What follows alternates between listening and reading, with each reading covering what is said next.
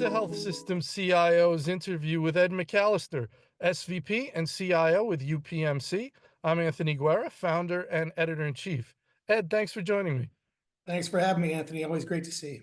Yes, sir. All right, let's start off a little bit about your organization and your role. Sure. UPMC, for those not familiar with UPMC, we're a 41 hospital system. On the provider side, we're an integrated delivery system. So on the provider side, we're 41 hospitals. It covers mostly Pennsylvania, the state of Pennsylvania and surrounding states, but we also have hospitals in Ireland, and relationships in Italy, and we're starting an oncology initiative in Croatia. So we're kind of spread out. We're concentrated in Pennsylvania, but we've kind of branched out in different areas. So that's on the provider side.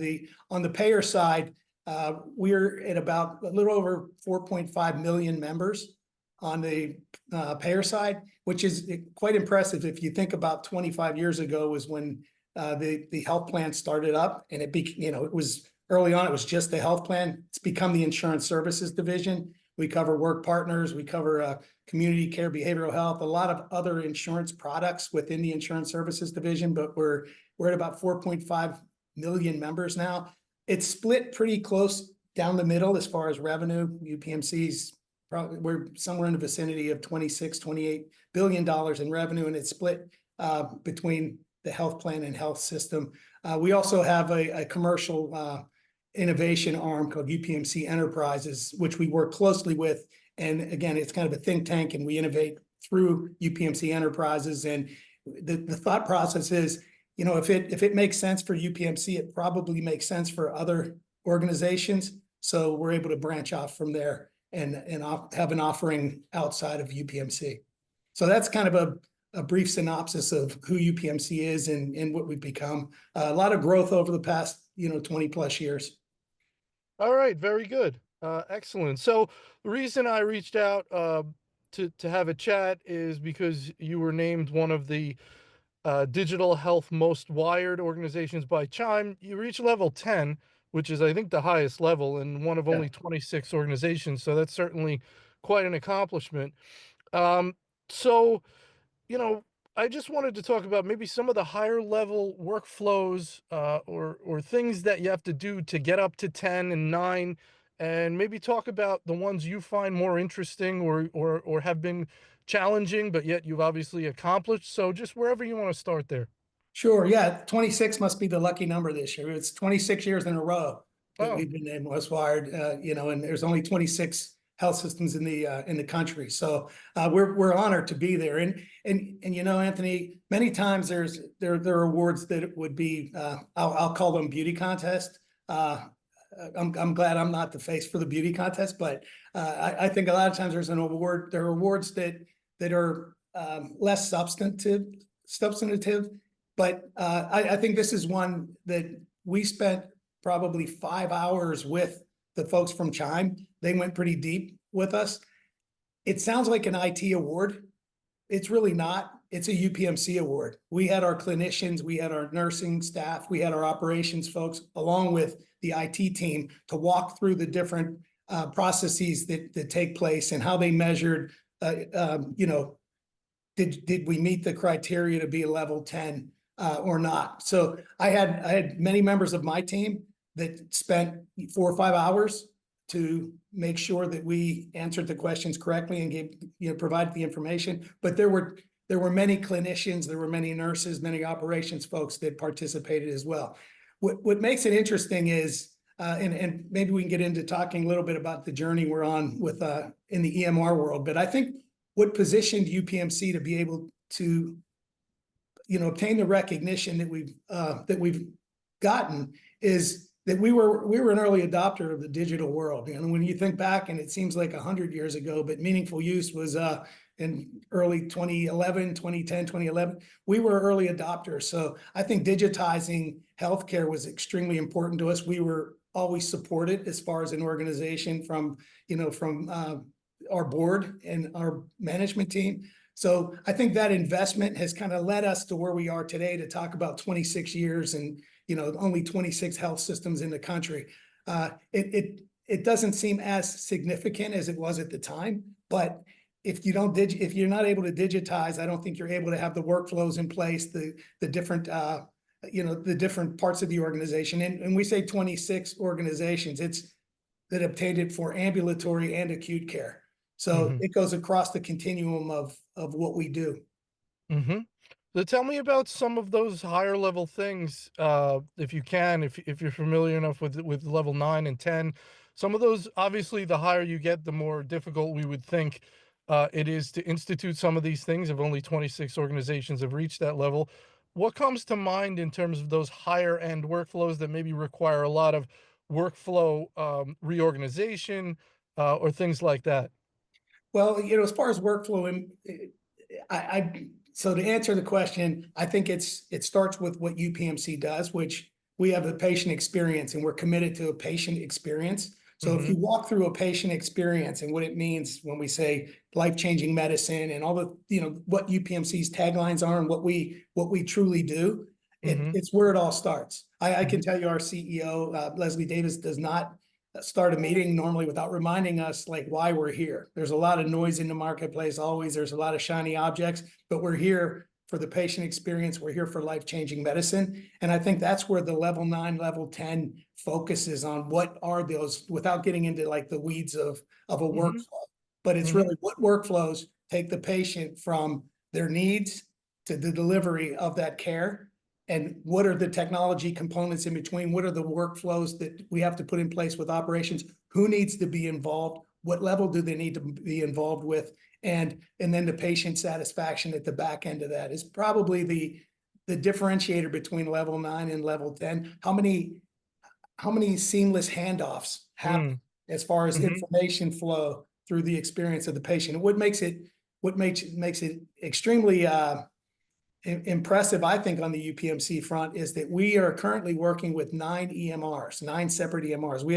We started off, again, I mentioned that we were early adopters in the digital world.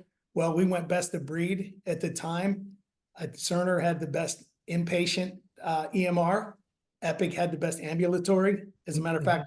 fact, they didn't really have one on the other side. So we went Right. best of breed and we kind of grew from there. So in the meantime, we've grown through acquisition. So we brought on other EMRs. We brought an oncology EMR on. So we have 9 EMRs. So if you think about how impressive it is to say that we're recognized as being that, one of the top health systems in the country, 26 top health systems in the country, as far as the patient experience and how data is shared and what the workflow looks like, I think it makes it even more impressive.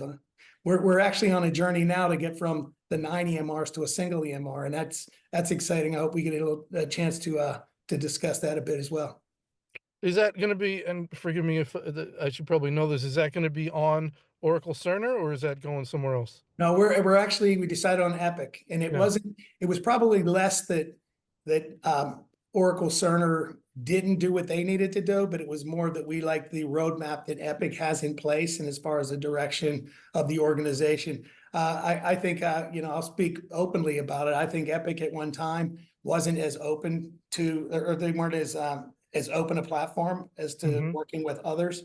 I think that that's changed over the years. I think that it's kind of born of necessity. I don't think you could operate in healthcare in a black box environment. So they've kind of opened up, and I think that the journey to the single EMR and being Epic will be helpful. We also we have Pinnacle Health System out in the central part of Pennsylvania, and they're all Epic. So we actually get a glance into what it would look like if we were an all Epic environment through some of the advantages we have through our Pinnacle environment. That said, our 9 EMR environment, we have 27 million transactions per day that have to communicate through so under the surface, that we have to make sure that it's all connected. So again, if you go back to the most wired, it's a daunting task to make sure that we are most wired, but the wiring could be much more simplified, and that's where we're heading with the single EMR. Yeah, so, when was that decision made? About 2 years ago, we made the decision. We're on the journey. We're in the process of some integrated testing right now, and we built the base product, and we're heading in 2 waves. We're going 2 waves, and we'll be the largest install for Epic Mhm. in the country. Oh, Uh, wow. we'll be wave one is scheduled for end of summer of 2025. Wave two being early 2026 in the spring. So, even though you achieved this award and you're obviously doing great things, 2 years ago, you made the decision that, "Yeah, we're pulling it off, but there's an easier way to do this, and so we need to make a fundamental decision, move in a different direction." Obviously, a huge amount of work follows that, and you're still in the middle of it, but it just wasn't gonna work long term. You sort of That's exactly right. Yeah. I think it was just not a sustainable model. What drove some of it, I mean, there were a lot of factors that went into play, but if you think about AI on the horizon, right? And you think about the work, we're doing so much work under the surface, and our chief medical officer or chief medical information officer mentions often that we have to sprint to get where others are jogging to. We're still getting there, and we're uh, winning the race many times, but we're putting a lot of effort into things to get us to where we're on equal footing with other organizations, and making sure that the patient experience remains at the forefront of what we do. So I think having the ability to focus on the future is what we're striving for by moving to a single EMR.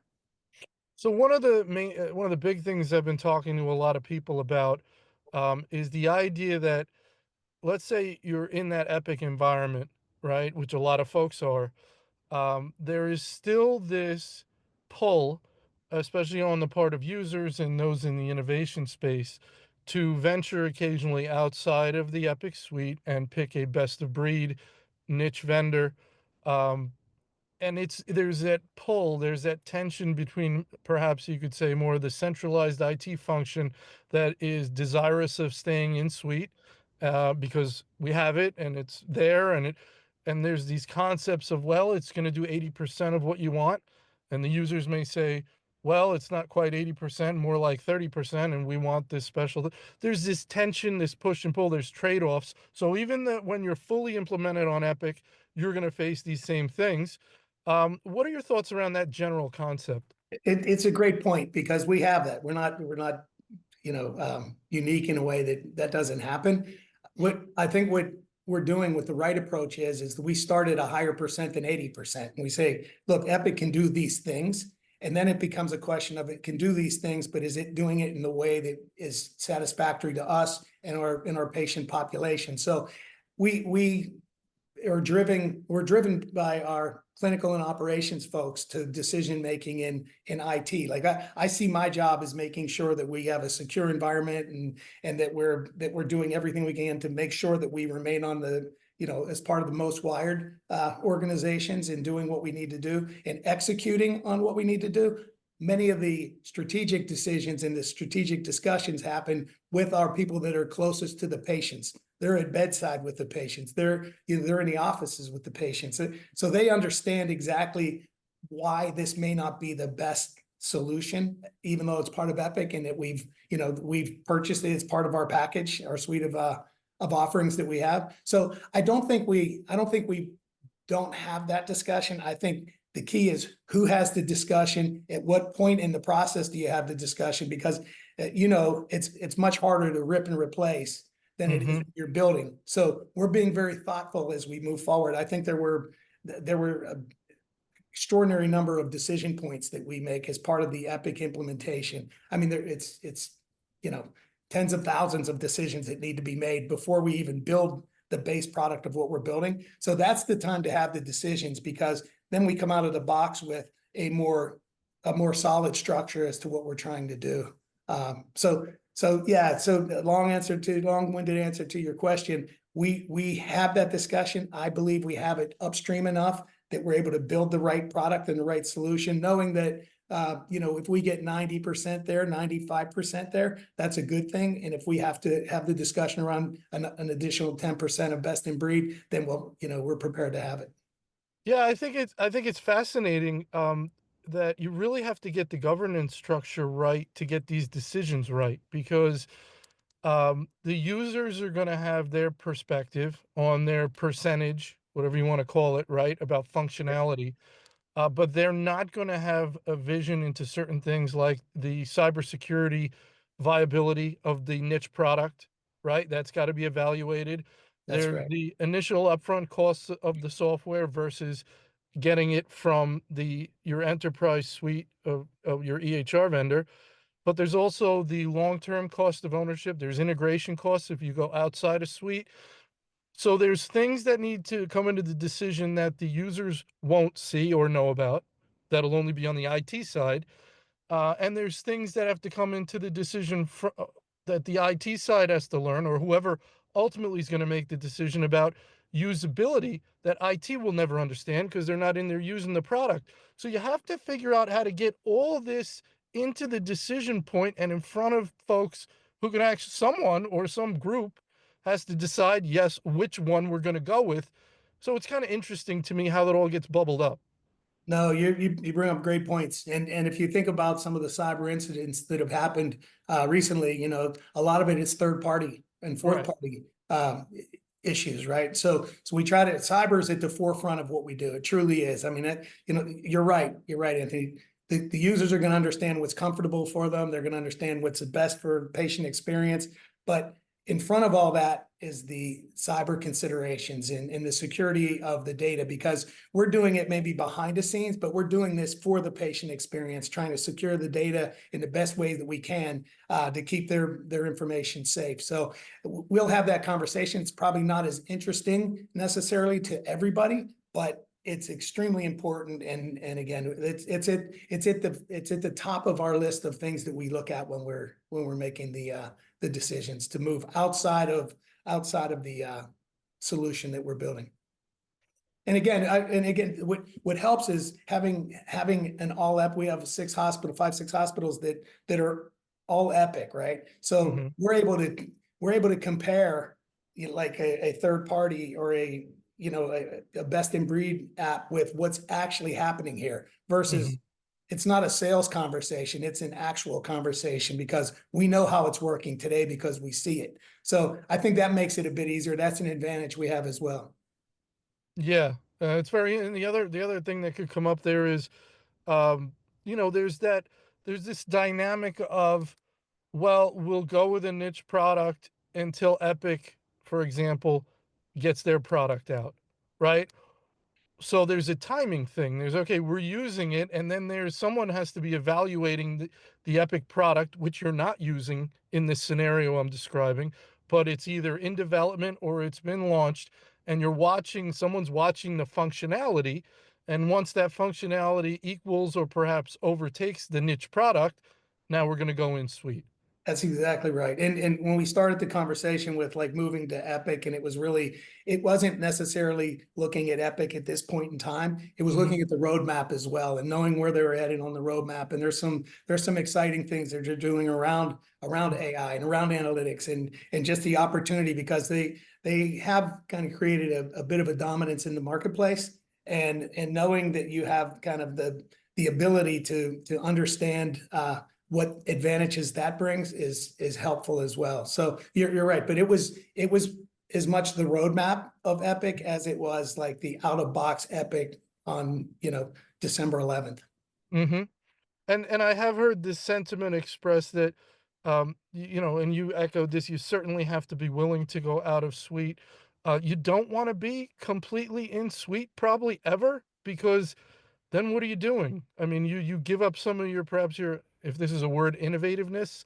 Yeah, Um, you have to stay nimble and almost continue to flex those muscles, right? To flex those integration muscles and that kind of a thing. So you don't want to be completely, I'll use the word captured by your enterprise vendor and just beholden to their innovation roadmap.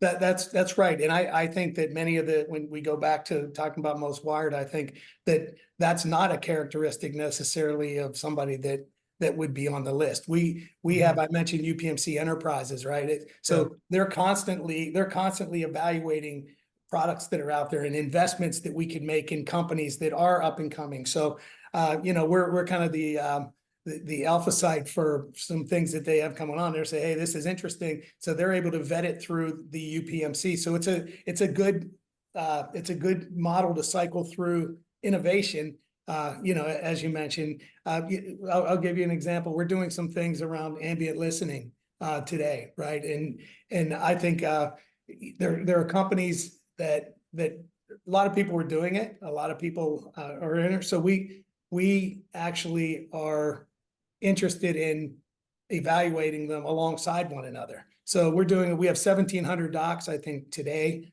that are deploying ambient listening within the office. And which is good, because when you talk about patient experience, that was always one of the detractors from a satisfied patient was, hey, I go in my doc's office and I'm just looking kind of at their back and they're typing and it's going on. So I think it's been very successful. I don't have the stats in front of me, but if you look at efficiencies and you look at the hours gained from the doctors, I think referring to it as pajama time, when Hmm. they were trying to like pull it all together at the end of the day, they're typing, the visit was there. I think it just becomes a better experience for the user.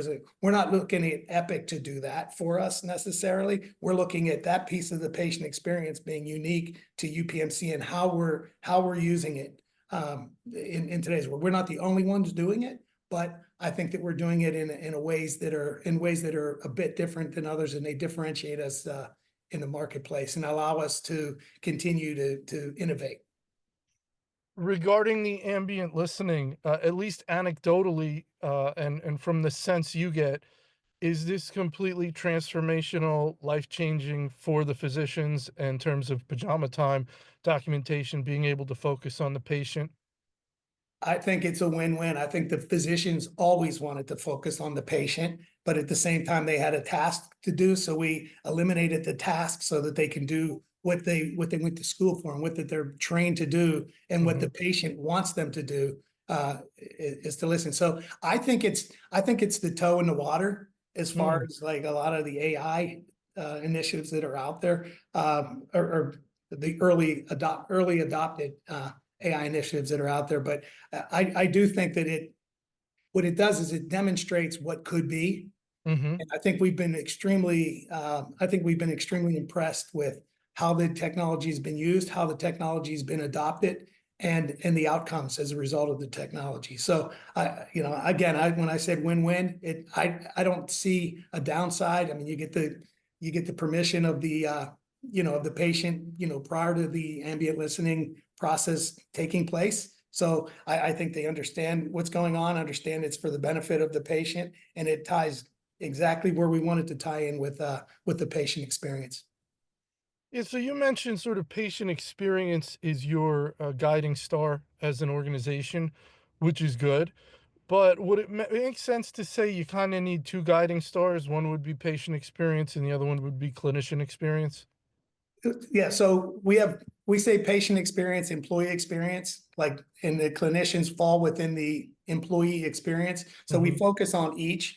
So mhm, one without the other is no good, right? Hey, the mhm. patient loves us, but the employee is just miserable. They have to do what they need to do. That makes no sense. So I was remiss in mentioning that we do the patient experience, but it's part of the employee experience as well. That they're not separate experiences. They're Mm. the same experience. And how do we make sure that we leverage the abilities that we have to create the great patient experience while doing the employee retention and making sure that our employees aren't suffering burnout. The physician burnout it's not it's a real thing. It's same with nursing, right? So the clinicians, we want to address and I use burnout generically, but we want to address the fact that these are professionals that actually want to do more for the patient, but we're Mhm, burdening them with administrative tasks that we can automate. And so mhm. that's the direction we're taking. I think again, I mentioned it's a good toe in the water because I think we're able to see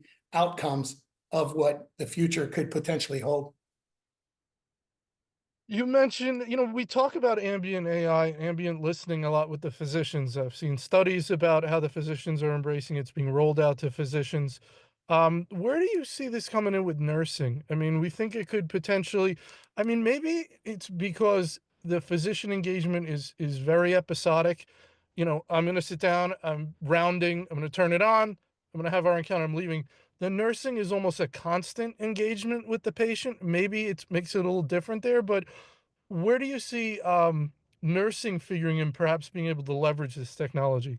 Yeah, I don't see it as, I don't see it as being separate. I think that we've launched it in certain places, but if you talk about bedside activities that happen, I mean, it plays in perfectly to what's going on at bedside as well, you know, and you have people coming in and asking you some of the same questions, similar questions. So technology at bedside, we just opened a new tower. I don't want to get too deep into some of what's happening there, but we just it's not open for business yet, but we did the topping recently, and I'm pretty excited about what can happen at bedside as well. And because it's a newer facility, when we mentioned it's easier as you're building to do certain things than it is to kind of rip and replace.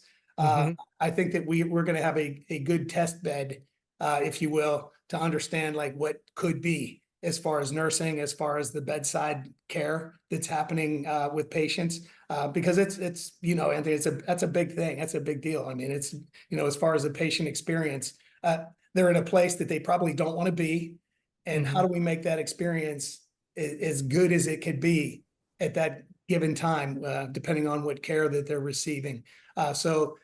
Yeah, I think that ambient listening, you talk to physicians, I think that they understand, they get it, and we save a lot of time. I think that bedside could be very similar, and the nursing profession is, they're absolutely going to benefit through AI and through the different ambient technologies that are out there. All right, excellent. So we covered some of the fun stuff, some of the patient-facing, clinician-facing stuff. Let's cover some of the fun stuff on the back end.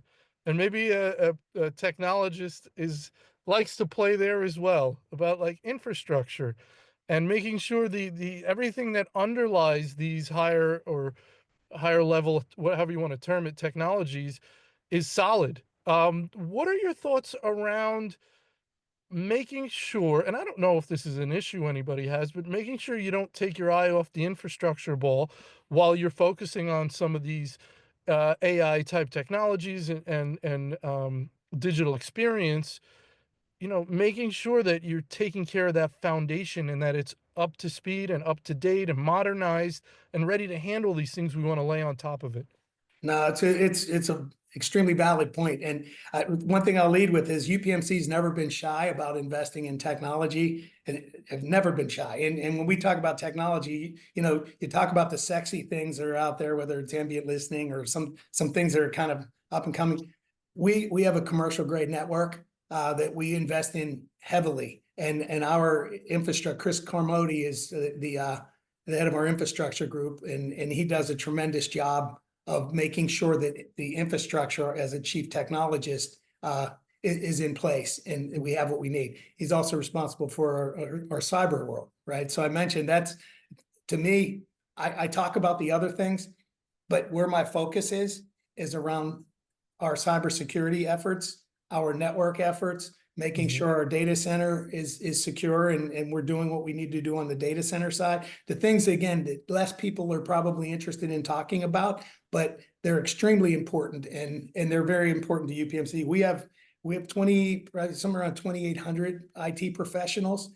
And when we have a town hall meeting, you see the excitement. Everyone has their piece of the pie that we're trying to make sure, we're making sure that we you know, that we have secure. Your point is a good one. Without the infrastructure, without, you know, the security around the infrastructure, without you know, our abilities that we have, the other stuff won't matter. You know, Right. it really won't matter. We have to do that. That piece is the foundation. It's like building. If we don't do that, it's like building a house on sand. You know, it's going to shift, and it may look good at the beginning, but it's not going to end well. And I really do believe that UPMC as an organization has always been willing to, and as our board has always been willing to support decisions made around data centers and you know, the infrastructure, whether it be network security, never hesitates to invest in. So, and that said, Anthony, you know, you could always be better, right? So Mhm. when I Mhm. say commercial grade network, you still have network issues at times. And when I say, you know, the focus on cybersecurity, you always, you read about it every day. So I'm saying that it's one of those mission never accomplished, Mm. because it's going to be a constant journey toward trying to secure the environment we have, make sure it's the most efficient environment that it could be. And we started off talking about most wired. I do believe that that's a big part of what we do. You know, again, the workflows and everything's built on top of the investment that we've made in technology and in infrastructure. I'd like to get your opinion on what I've heard and what I think is an interesting debate or pendulum swing between on-prem and the cloud. Um, 5 years, 5 years ago, nobody wanted to be on-prem anymore. Nobody wanted a data center. It was a dirty word. Yeah. I want everything in the cloud. Okay. So people put a lot of stuff in the cloud, and which is still a popular thing, but there is a little pendulum shift back. I see some headwinds on that around cost, especially with AI. There's this concept of the cloud, maybe, and we're doing a webinar on this in January. There's this concept of the cloud, maybe a great place to store data for long term, but perhaps if it's data you have to keep pinging, your costs can run up. There's security concerns there. I've heard CISOs express just a less comfort with than having it on-prem. Maybe more risk of a setting being changed. Some things the vendors change in the cloud where they change things and you may log in and controls different. There's a little trepidation there. So anyway, long story short, there are some headwinds on cloud, at least being pure play, everything all the time, goodbye in the cloud. What are your thoughts around that? Yeah, you bring up many good points, and we've been very thoughtful. So you've probably heard from others that they're taking a hybrid approach, right? So Hmm. there's certain things that we're all cloud, and there are other things that we're not. I've personally always felt that the journey to the cloud is a lot easier than the journey from the cloud back on prem.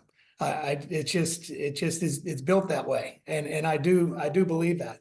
Uh, I I'll tell you that the things, let me think about how to say this, because it's not, important's not the right word, but the things that we think are critical and that we feel like we can secure in a way that we do it. And by the way, we talked about building a data center, I guess it's been close to 15 years ago. Kind of glad we did. It was like when cloud was just, people used to point to the sky when they talked about the cloud, right? So we talked about it, but we decided to go with the co-location arrangement. So what we're able to do is we're an anchor tenant. We're able to flex what we have in the data center, what we don't have in the data center, and we're not worried about the square footage in the data center necessarily. So we're able to be strategic in what we want on-prem versus what we don't want on-prem. And then Hmm. when we're cloud, we could again be as strategic to say like, hey, this makes a lot of sense to be all cloud. Your point about the cost is one that us and many others are experiencing more so now than we did at the beginning. Like we recognize that, that the meter worked a certain way. You're right, with AI, it's it brings in a different factor. And we recognize that that is the case. And again, our security team, our infrastructure team that I mentioned with Chris, we're constantly having that discussion to make sure that we're making the right decision. But I do agree with you that at one time it was always the cloud, go all cloud, but I've seen the same thing. We never went all cloud. So we never went in the direction of like everything to the cloud. We've always gone hybrid, and we have on premise the things that we want to be on premise that we know that we are very, very confident in securing and in growing. I think it provides more leverage to do things when you have certain things on prem. And then there are other things that don't matter if you have the leverage or not, and you would leverage the cloud. Just to clarify, you said you decided not to build that data center 15 years ago, or you did build it? We did not build it. Did not. Okay. No, we did not build it. There were some, we had some bids, and that's when people were building data centers, and Hmm. there was another right around the same time, another health system that I won't mention. They had built the data center, and I think they were only at, because the cloud was evolving so rapidly, I think they were only at like 35% capacity. And Hmm. I knew that stat, and I'm like, it's a bad idea. We don't want to be in the data center business. We're in healthcare. We're in life-changing medicine business. We're not in the data center business. So I felt 15 years ago, the only people with data centers perhaps someday will be the Googles and the Microsofts and the, Hmm. some of the large what we call now a lot of the cloud vendors, but at the time, that's who is in that technology business of data centers, not necessarily UPMC. We're more interested in where we can invest in patient care and less where we can invest in brick and mortar for a data center. But there is, as you're saying, there are legitimate reasons to be on-prem in some Yes. cases. Okay. Yeah. You need flexibility, case by case basis. Um, we talked about the meter and the bills, and I'm imagining some CIOs over the past year have opened that bill and been like, "Oh my God, right? This is Yeah. not what I expected. This is we gotta investigate this a little further." I don't know if those are the exact words, but yes, yeah, that's that's very accurate. Yes. And by Good. the way, as we're doing the budgets, I mean, you came out of COVID and there were a lot of headwinds in healthcare, right? As far Yeah. as like cost and everything. So it even became more magnified, as far as what those, what those new bills were, you know, what they were reflecting and where we wanted to go from where we were. So it's a constant thing that we talk about as an IT organization. Again, I have some of the greatest leaders, in the infrastructure, in the security, in these areas, in the data center management areas. So I'm confident that what we're doing is not a kind of a single threaded Yeah. thought. It's rather a collaborative thing, and we make the right move. Yeah, I'm gonna let you go in a minute, but I'm picturing you talking to these leaders in your different areas. And are you the kind of guy that says, "Give me your best recommendation," and then let me hear what you? I always like recommendations, right? You don't just want Absolutely. here are 5 things we can do. No, I want to know your recommendation. You're the expert. I'm gonna make the decision, but give me your recommendation, give me the reasoning behind it, and then let's go from there. Yeah, no, that's the exact way to do it. I mean, if you go in thinking you're the smartest one in the room, I think you're going to be pretty narrow in where you're going to end up. You're not Mhm. providing opportunities. Again, you hate when you're doing these. You hate mentioning names, and I mentioned Chris's name. Chris Yeah. Carmody he's an extremely talented IT professional that understands the infrastructure side as well as with the customer and everything's needed. John Houston's been our chief security officer for a number of years, and we work closely with Dr. Rob Bart, who's our chief medical Yes. information officer. So, it's a team. Like if I thought I'd walk in and have all the answers, then I'm pretty, I must be, a bit psychotic because I don't believe, I believe that they have the answers. And again, I feel privileged to lead such a group of individuals. And again, I shouldn't have mentioned a few names because there's so many, but I did. So you're gonna have to edit that out. Like you scratch the No names. way. Just No have way, the just because put I've the interviewed John Houston and I've yeah, interviewed Dr. Bart, and they're wonderful guys, and I gotta get Chris, yeah, and speak to him, so we'll get that set up soon, but, no, yeah. don't worry, it's not an awards thing where you forgot to mention someone, I do everyone. it often though. Hey, Anthony, we have a town hall meeting and I start down that path and Shireen Thomas, who's another up Yeah, and yeah, she's an up and coming just superstar, right? She'll be like looking in the background like stop. Like you can't mention 1,000 people, I don't think right, on the call. right. But no, you get it. I think that's what we're all about. It's about the people. We talk technology a lot. There's a lot of shiny objects out there, but it's really about the people. Dr. Bart and Chris led the discussion with the Chime folks. Yeah. And they coordinated who needed to be interviewed at what time. They pulled all the workflows together, and they were a big part, along with Shireen, as to why we were able to communicate the most wired piece. So 25 years, right? 25 years in your current role, I could say that you seem absolutely energized, engaged, like you're having a blast. That's Yeah. amazing, it's wonderful.